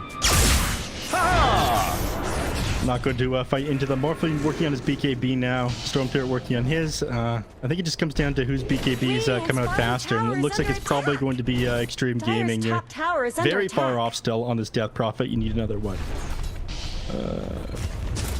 God, I'm in school of math. Dire's middle tower. 1,800 gold to get that one finished. Not much good's And yeah, happening to Morphling's Radiant's just going to make quick bottom work of these towers. He's got his whole team sitting behind him. It is not an easy target to get on Dire's top middle of. tower has We said they have the fallen. Aegis here on Storm. And he also happens to have an Arcane rune as well as a bottled DD rune. So this is like best case scenario as a Storm Spirit.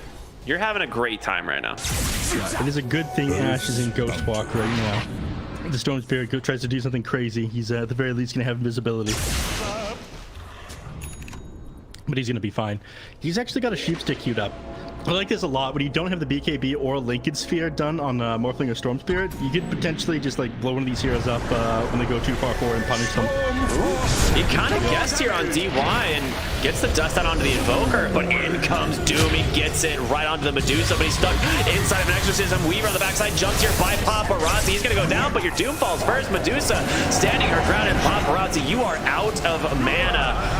That's going to be his Aegis Morphling trying to stand his ground, but not doing a great job. But the echo from Tanks on the backside grabs this Medusa once again, but see, with this Exorcism just chewing through these heroes, Storm will be able to take down Ashe on this Invoker, but your Morphling is in trouble. You need to help him. The Nightmare from DY looks like it might be enough, but Kaikyo, like you said, that's the big kill. Can you actually take her down? They will disengage. The buyback from Ashe is too much, and Tank catches a tornado just off the mark, though, as Paparazzi will be able to escape. A solid fight from both teams, but you don't get the Medusa. I mean, that's got to be a great win for ShenZhen, right? Absolutely. They were forced to buy back on the Invoker. The only reason they were able to win that fight is because that tier 1 down there still standing. He's able to get back into their no time at all. But the Doom coming out of the Medusa at the start of the team fight, like... Storm? He's going for the buyback on the Invoker. Does he actually get it, though? The Soul Burn! One more auto attack, he's dead! But Storm Spirit running low on mana, pops the Soul Ring, is not out, and now Morphling Azamanta has a waveform into Feared, however, from this Death Prophet. That talent, or that shard, is very strong. Yeah, Fear is incredibly broken because it also silences you. Where did Radiant's middle tower go? It messes up things like a Bat and Ultimate as well. You can't pop those when you hit by the Fear, so Morphling, there was no getting out of that. He couldn't, well, it like disables you and silences you, so he couldn't pop his Manta style there. Silenced by... Yeah, it's a stun silence, right? Yeah. Similar to like how Black Hole works. Like Black Hole is not just a stun, it is also a silence. Yeah. But it doesn't disable passives. Yeah. A bunch of different mechanics for things that disable you, but... Known as mechanics in the industry, right? Of course, of course. You die back there on the Invoker, though. Storm Spirit went a little bit too far forward, so they got that punish off. But this Medusa is starting to get pretty scary. I wanted to talk about the fact that the Doom jumped on her and dropped the Doom onto the Medusa in that last fight, and I think you're pretty happy about that if you're Medusa. Like, you're not going to get your Stone Gaze off, sure, but you're better off dooming literally any other target. She just stands her ground and auto attacks you back, and she is your frontliner in this game. He's gone for tanky item, but the Manta style and the Eye of Scotty as well. So it's not really like you're stopping her from doing anything. Like, you delayed the Stone Gaze, sure, but the fact that you didn't blow her up in the duration of that Doom means she got it off afterwards.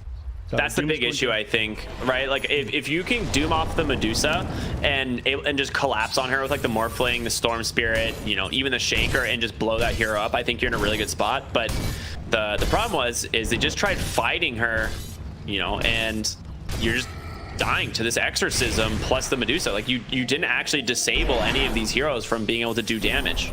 Yeah, all of them got their abilities off regardless of you throwing out that Doom in that team fight, so it was kind of moot. And he's going for Refresher Orb next. I mean, if you can get on top of the Invoker with like BKB Refresher and hit like maybe the Death Prophet as well, great. But I think your better option is to go for Heaven's Halberd against the Medusa, because she is dealing a lot of damage in these fights now that she has a Stateless. I would really like to see the Refresher. I think he does need to Doom up the Death Prophet. I think it's such an important hero in these fights that they're focusing the Medusa because you have to. You cannot let her just like attack freely and just like run at people with Stone Gaze and stuff. But the Death Prophet also is in the same boat. Like, you can't just let her run around with Exorcism and ignore her. Like, that is not a winning strategy. Radiant's top tower has fallen. I did mention this at the start of the game. They need like burst damage, and Morphling does provide that. Storm Spirit, he was kind of forced to pick up the slack here by going this Kaya San just set up a BKB pretty early, and he has taken like... It'd take a death for just a moment ago. He couldn't go for that BKB, but he's got it now. Dire's bottom tower is got the best of both worlds. Yep, absolutely. With my girl Miley. Who? Paparazzi. Gonna be fine. Just leaves. See ya. Drank. Almost catches him with a Walrus Punch there. That was a nice play by him, but... Nice try. Yeah, BKB. He's also gonna find a DD rune. And an Arcane rune. Still. We can hold on to the Arcane for now. Yeah, absolutely. optimal rune on the Storm Spirit. Eyes on seed, bottom lane, tank with the initiation, and the burst damage is there. They get the Death Prophet, a really sick play from this Earthshaker, trying to TP out Morphling. You can't do it against a Stone Gaze. He's fully strength morphed. Earthshaker trapped inside the shards. Tusk trying to take him down. He gets the blink. No way. Tank? He can escape from this. They know that he's got no TP now. Yeah, true. It's the smoke. He dodges the courier for a moment because of it. They got vision. He's got one more blink up onto the high ground. Cue the music, Neff. He fissures the free walking path into the low ground. Tank is out. An illegal move. That wasn't even on the Fisher, but he did it. This man's a genius. All right. The great escape. Now they're going to turn it around. They get to do on the Medusa. The Lotus. All right, well done. They managed to get a kill there onto the Weaver. You got no Death Prophet for this fight. This is honestly as good as it gets. The Fiend's Grip out onto the Tusk. They disengage with 2 extra pickoffs and will go home. Scary there for a moment. That was an incredibly quick Lotus Orb. I think that one came. Yeah, that one came out from the Weaver there. Nice play there by him, but they all escape. So they got the Weaver. They get out on the Earthshaker. Tank, definitely my MVP for this game. The man could do it all. Dude, I just yeah, you're making me giggle, man. It's an illegal play. You can't keep getting away with this, man. I don't know. It's always the investigate for sure. That is some wild stuff right there. Roshan number 2. Xtreme going in for it. The shard, very important here. They managed to pick it up. I really like Doom Shard, to be honest, but I'm curious who they give it to. I mean, they already have one on Earthshaker here, as we saw in that last team fight. All right, they try to scout, and they are going to be able to delay this fissure. Well done. Tornado comes through. EMP on the mark. Z just jumps in with the Exo. You're kind of alone here, bud. You got to be careful. You got no help, and he's just dead. The Wall's Punch is enough. The Aegis on the ground. They're just cleaning him up one by one. Pop the backside takes down the Weaver. 3 heroes dead. Morphling trying to hobble away the Fissures. Controlling up the Medusa. It's going to be the Doom. Can they actually kill her? The Alacrity from this Invoker is a lot of damage to deal with. The Snowball save from the Tusk. Can they actually get out? Storm Spirit put the Echo from Tank. Holds him down. Fishing up the backside. He's going to go down on this Invoker. And now Kaikyo out of mana. Surrounded by the heroes of Xtreme. 5 of them go down at the end of the day. An incredible fight from Xtreme in the worst time in the world to have packet loss. Let me give you a rundown of that team fight. The Tornado came out and Death Prophet threw the silence, but unfortunately it didn't land onto the Morphling inside the pit. I mean, could have BK beat that one off, but because the Tornado came out at the same time, the silence would have landed, and that one is due to the fact that silence doesn't work like it used to. It's got to travel now, so he threw it off before the Tornado came out, but while he was in the air and vulnerable, it would have hit the Morphling, but he could hold his BKB for a little bit longer there. He managed to grab the Aegis because it wasn't disabled inside the pit because of that, and was, you know, able to man up on these heroes. No one to commit onto the Morphling when he had that Aegis, so quick reactions there by XG, and slightly off the mark that Tornado on Invoker. I don't think it necessarily cost him that team fight, but Dire's top barracks have fallen. it definitely played a part. CD just, you know, got blown up way too fast because that Morphling was silenced. Or sorry, wasn't silenced.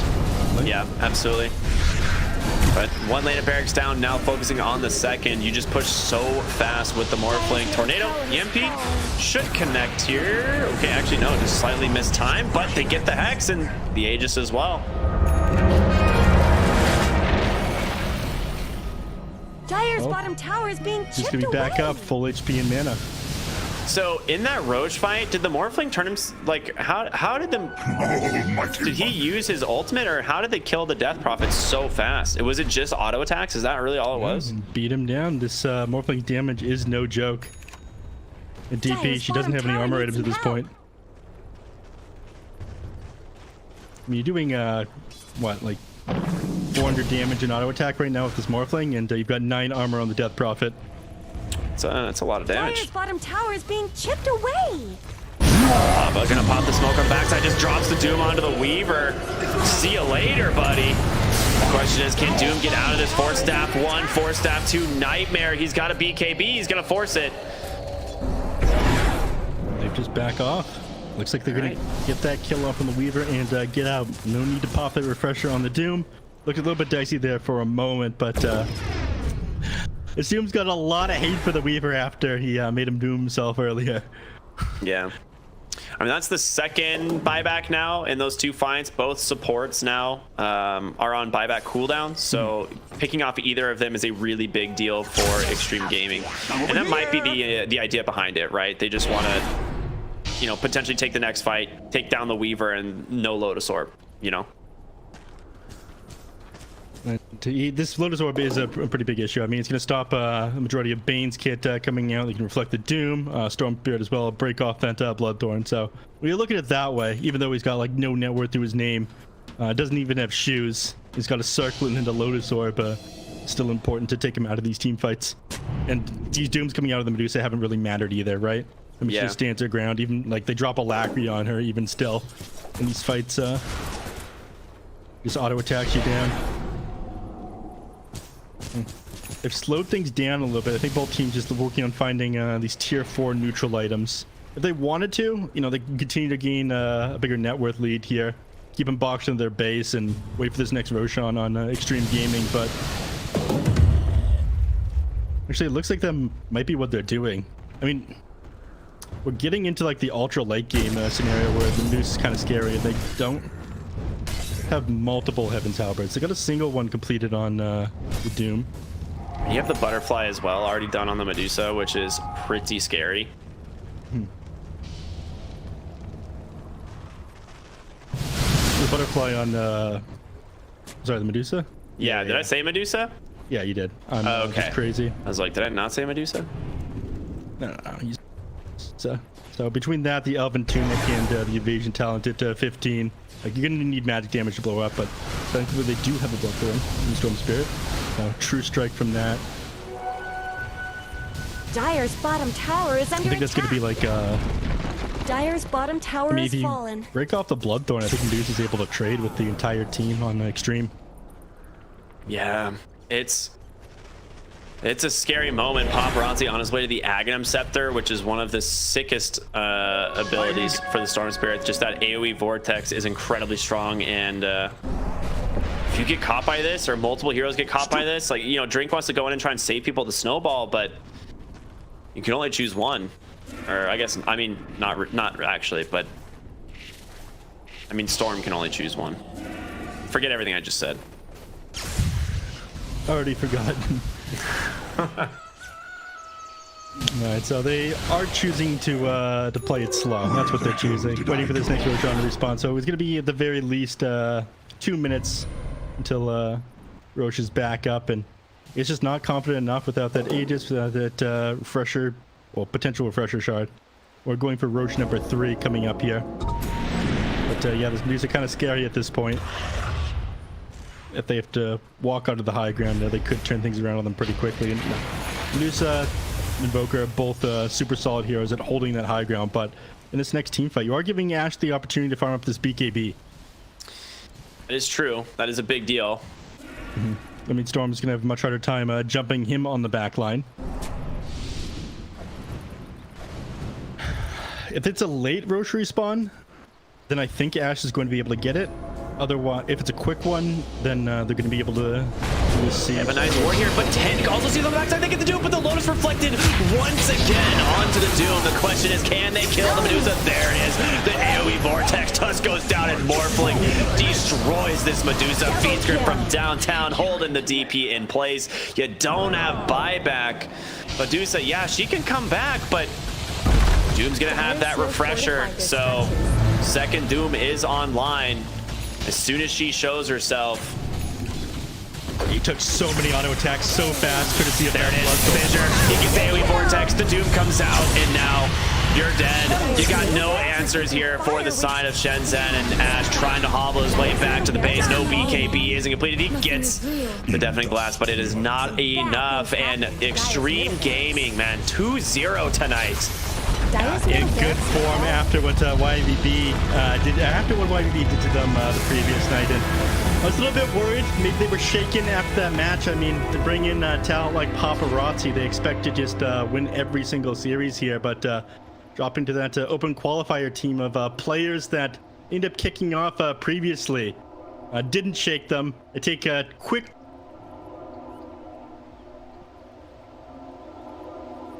2-0 against ShenZhen, and ahead the entire match for both these games. Absolutely dominating performance out of Paparazzi in game number 1, and game number 2. This is Earthshaker, the plays he made, the saves on the Storm Spirit, the turnarounds in these team fights, the escapes, the space made. Tank gotta be my MVP for this match.